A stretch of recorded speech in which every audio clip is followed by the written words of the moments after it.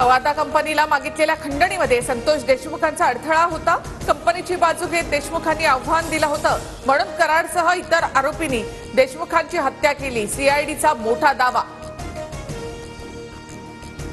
वाल्मिक कराडला 7 दिवसांची पोलीस कोठडी। बीड न्यायालयाचे आदेश।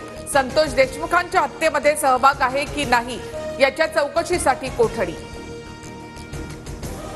बीड कोर्टाच्या बाहेर कराड समर्थक आणि विरोधक आमने सामने।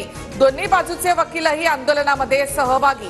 पोलिसांकडून जमावाला पांगवण्यासाठी सौम्य लाठीचार्ज। आंदोलनकर्ते ताब्यात।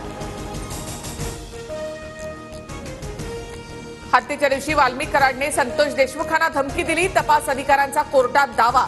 अपहरण करून हत्येचा कट रचल्याचा आरोप। कराडने याआधी केलेल्या गुन्ह्याची यादीही कोर्टामध्ये सादर। संतोष देशमुखांच्या हत्येआधी आरोपी वाल्मिक कराड, सुदर्शन घुले आणि विष्णू चाटेमध्ये संवाद आणि देशमुखांच्या अपहरणाची वेळ मिळती जुळती। तपास अधिकाऱ्यांची कोर्टामध्ये माहिती।